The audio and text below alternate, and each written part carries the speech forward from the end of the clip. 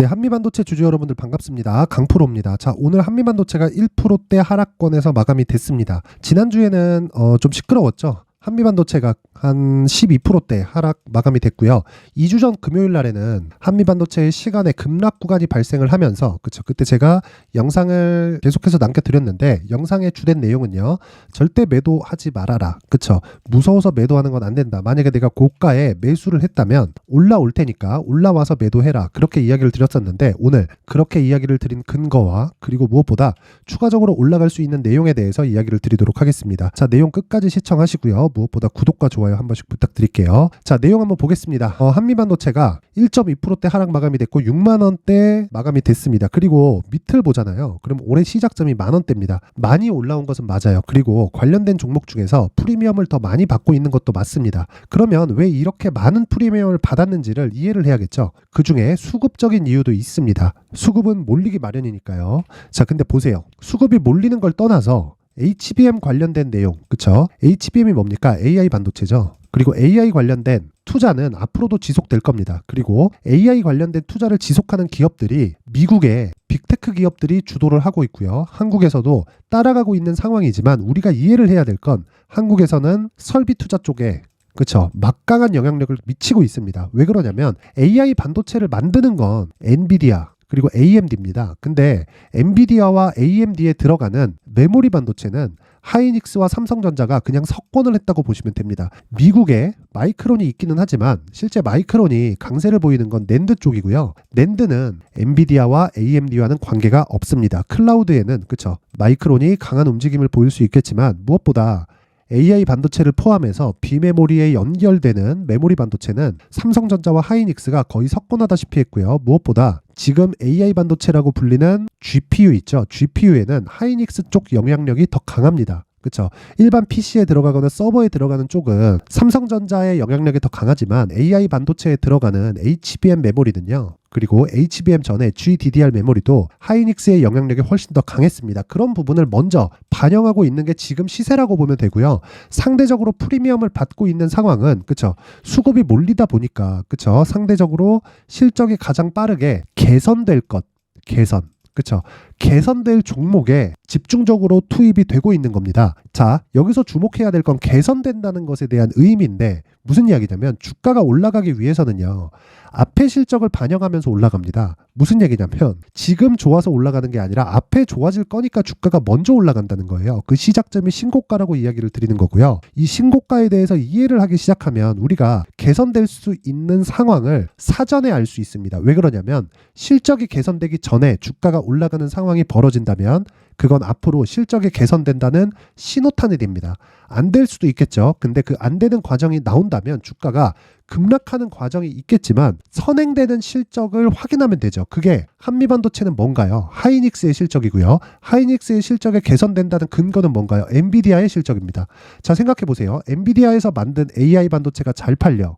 그럼 하이닉스에서 납품을 많이 한다는 게 되고요. 하이닉스에서 납품을 많이 하게 되면 실적 개선이 되고 그 실적 개선된 부분으로 인해서 한미반도체까지 실적이 전이된다는 거죠. 이 구조를 이해를 해야 되는 거예요. 그리고 이 구간에서 추가적으로 만약에 앞으로 실적 박살날 거야, 메모리 반도체에 대한 수요는 한동안 없어질 거야, 이런 예상을 한다면 주가는 떨어지는 게 먼저입니다. 근데 생각해 보세요. 반도체는 사이클 산업이고요. 그 사이클은 3년 주기로 돌아오고 이 3년 주기라는 건 세대 교체 사이클과 맞물리게 됩니다. 근데 기존에 있었던 원래 수요들이 있죠. 개인용 PC, 그리고 서버, 그리고 클라우드. 이 수요가 존재를 하는 거예요. 근데 여기다가 플러스 AI 반도체가 같이 붙어버린 거죠. 그러면 경기가 안 좋아서 이 기존에 있었던 수요들에 대한 교체기가 밀렸다고 쳐볼게요. 1년 밀릴 수도 있고 2년 밀릴 수도 있고 이거는 우리가 오너가 아닌 다음에는 알 수가 없는 내용이잖아요.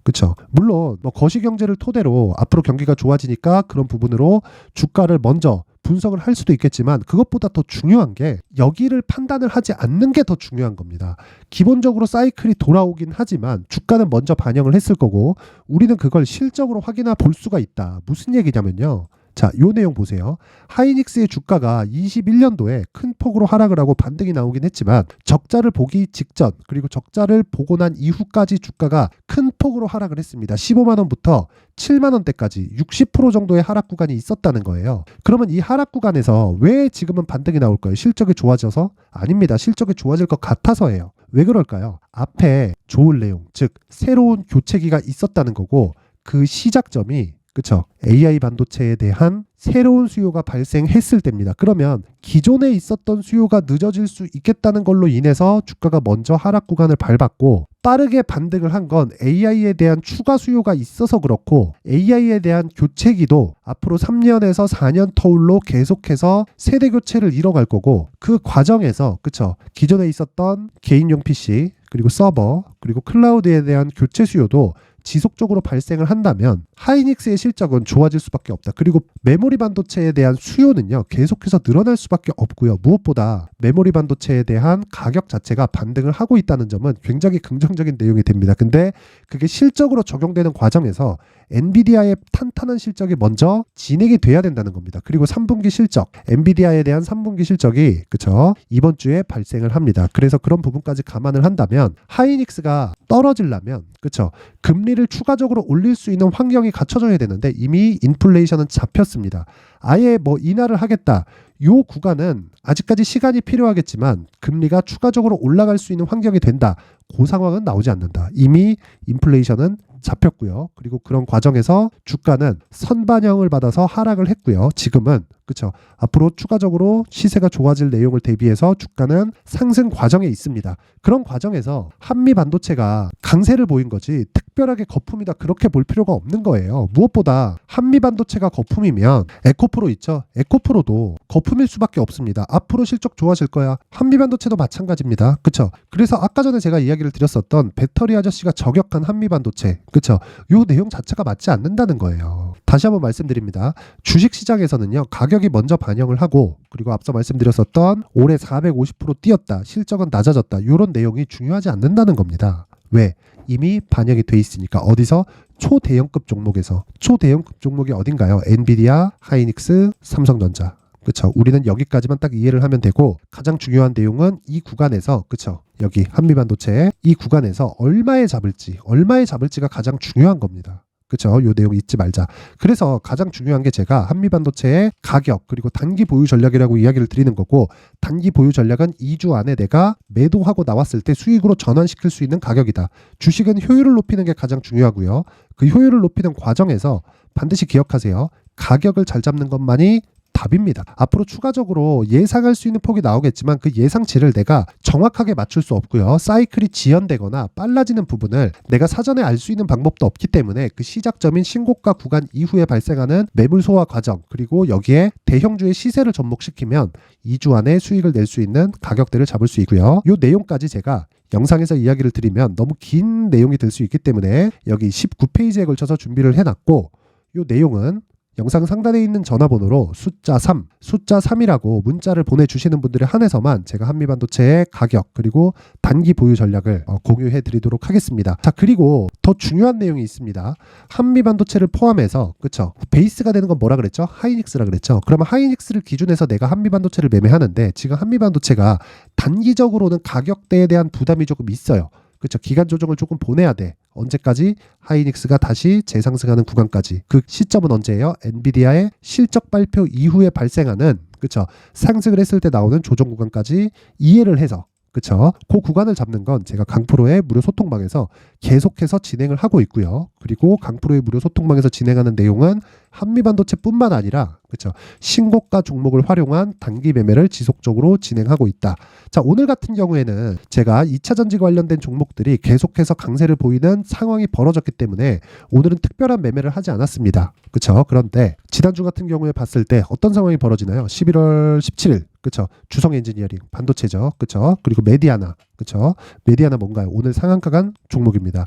메디아나 한번 보겠습니다. 자, 오늘 상한가를 가버렸어요. 근데 사전에 무슨 작업을 했나요? 신고가 작업을 했다. 자, 무슨 얘기냐면 주가가 먼저 빠르다는 겁니다. 앞으로 나올 수 있는 호재. 무슨 호재가 붙었냐면 셀바스 그룹에서 메디아나를 인수하고 AI 의료 분야에 그렇죠. 파일을 확대시키겠다. 그렇죠. 이 규모를 키우겠다. 이렇게 발표를 해버렸어요. 그러면 이미 그 딜은 이때부터 이루어지고 있었다는 겁니다. 그러면 우리가 여기서 신고가를 가면서 추적해야 되는 과정, 그쵸? 그 시작점이 신고가라는 거고, 관련된 종목들, 예를 들어서 한미반도체와 하이닉스를 보는 것처럼 관련된 종목들의 움직임을 체크하는 것도 필요하죠. 자, 그럼 루닛을 보면 되는 거예요. 자, 보세요. 루닛은 언제부터 강세를 보였나요? 자, 보세요. 신고가를 만드는 게 4월 달입니다. 그리고 나서 매물 소화 과정을 거쳤고 5월 달부터 수직 상승하기 시작해서 고가 9월 달에 13만 원대까지 상승을 했습니다. 지금은 오른 만큼 뭐 증자도 있고, 그쵸? 자금이 필요할 테니까 유상 증자도 받고 있는데, 루닛 자체는요, 지속적으로 투자가 필요하고 실적 기반한 종목이 아닙니다. 그러면 이것도 거품이겠네?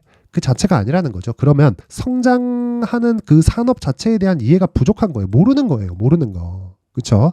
그래서 그 시작점을 반드시 신고가 구간으로 잡으라는 거고, 그 신고가에 대한 이해를 강프로의 무료 소통방에서 계속 진행을 하고 있고, 제가 계속해서 반도체 관련된 종목을 강프로의 소통방에서 진행을 하고 있습니다. 그 내용 한 가지만 더 확인하고 가보겠습니다. 일단 지난 수요일입니다. 수요일날 LNK 바이오 그리고 메타바이오 매도도 강세를 보인 폭이 있지만, 이것보다 더 중요한 내용은 반도체 종목을 내가 언제 공략을 했었는지입니다. 계속 보겠습니다. 쭉 올려서 보면 매일매일 진행하기 때문에 종목은 자주 나옵니다. 뭐 분야는 다르지만 칩스앤미디어, 그쵸? 11월 13일 날 칩스앤미디어가 있고요. 자, 보세요.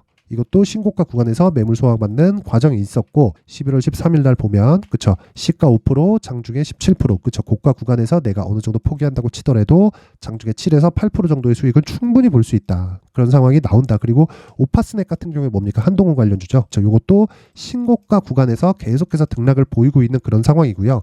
AP 위성 같은 경우에도 이번 주말에 뭐가 있었나요? 스타쉽에 대한 발사가 있었죠. 그렇죠. 이번에도 절반의 성공을 했지만 그것보다 가격이 먼저 반영한다는 겁니다. 즉 신고가 구간에서 추가적으로 올라갈 수 있는 내용은 결과가 나와야 되지만 그 신고가 구간에서도 충분히 수익을 낼 수 있는 상황이 된다.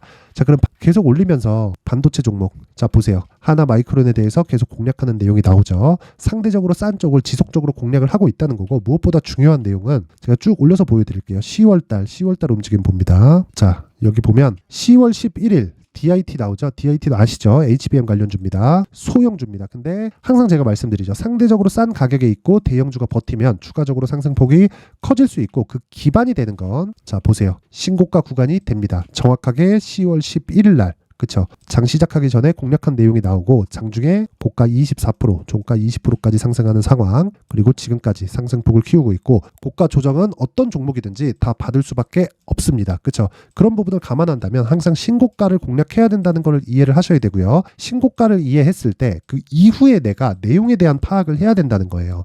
예를 들어서 아까 전에 말씀드렸었던 AI 반도체 수요가 돌면서 기존의 수요가 돌아왔을 때 실적이 추가적으로 좋아질 수 있는 부분, 그리고 무엇보다 아까 전에 제가 말씀드렸었던 기존의 수요가 돌아오면, 그쵸? AI 반도체에 대한 수요도 교체기에 임박해지게 됩니다. 왜 그런 상황이 되냐면 기존의 수요로 인해서 실적 증가합니다. 그게 하나만 있는 게 아니라 개인용 PC, 그리고 서버, 그리고 또 뭐가 있죠? 클라우드가 있죠. 그렇죠. 이런 부분을 감안한다면 반도체는 추가적으로 올라갈 수밖에 없고, 그 끝은 하이닉스의 실적이 전환될 때까지 진행이 됩니다. 하이닉스의 실적이 피크가 될 때가 아니라 전환기가 나오고 나서 주가가 충분히 오르지 않을 정도의 모습을 보일 거예요. 그래서 고가를 잡으려고 노력을 하지만 않는다면 지금부터 공략을 해야 되는 과정이 필요하고요. 그 내용을 강프로의 무료 소통방에서 진행을 하고 있습니다. 그리고 무엇보다 중요한 내용은 강프로의 무료 소통방에서는 다시 말씀드리지만 신고가 매매만 합니다. 그래서 내가 언제 사고 언제 팔아야 될지 모르겠다 하시는 분들은 무료 소통방으로 입장을 하시고요. 입장 방법은 영상 상단에 있는 전화번호로 참여라고 문자를 보내주시는 분들에 한해서만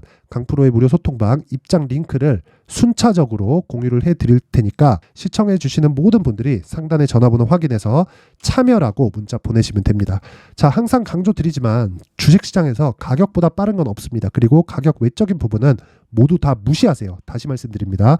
가격 외적인 부분은 절대 중요한 내용이 없습니다. 그리고 그건 그 이후에 시세가 발생한 이후에 확인하면 되고, 시세가 발생하는 그 시작점은 신고가 구간입니다. 자, 항상 시청해 주셔서 감사드리고요. 오늘 영상은 여기까지 하겠습니다.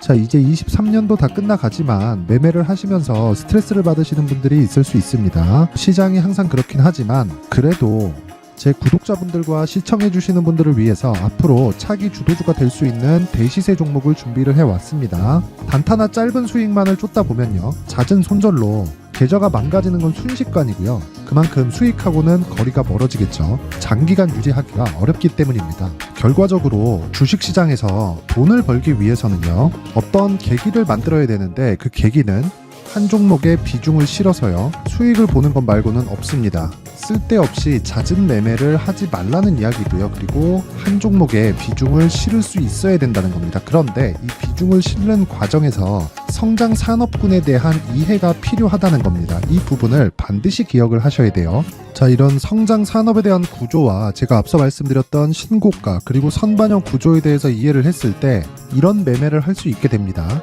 2월 7일 강프로의 대시세 종목으로 에코프로 매수가는 17만원 이에서 진행이 됐고요. 그리고 목표가는 50만원부터 자율 매도 구간으로 잡았죠. 예상 수익 범위가 200% 이상으로 되어 있는데 신고가 이후에 선반영 평균치가 200% 이상이기 때문에 그렇습니다.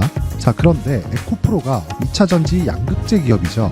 2차전지 양극재는 친환경이라는 범주 안에 속해 있다고 보시면 됩니다. 근데 제가 항상 이야기를 드리죠. 시세는 항상 연결된다고요. 앞으로 나올 대시세 종목도 이런 친환경이라는 성장 산업군에 포함되어 있어야 됩니다. 자, 이런 성장 산업군에 포함되어 있는 걸 확인한다면 이 내용처럼 세 가지의 공통점을 가지고 있습니다. 1년에 많은 종목이 발생하지 않고요. 그리고 세력들의 장기간 매집 구간이 확인돼야 되고, 그리고 상승하기 시작하면 평균적으로 3개월 정도의 상승 구간을 보이기는 하지만 제가 2개월이라고 작성을 해온 건 한 가지 내용 때문입니다. 한 달은 확인하는 과정이 필요하기 때문입니다. 이게 무슨 얘기냐면 성장 산업에 대한 부분, 그리고 이런 공통점, 여기다가 기술적인 내용을 다 포함을 시키더라도 절대적으로 가격이 우선적으로 반영이 되는 것이기 때문입니다. 에코프로도 마찬가지예요. 장기간 하락하면서 최악의 국면을 거쳐왔고요.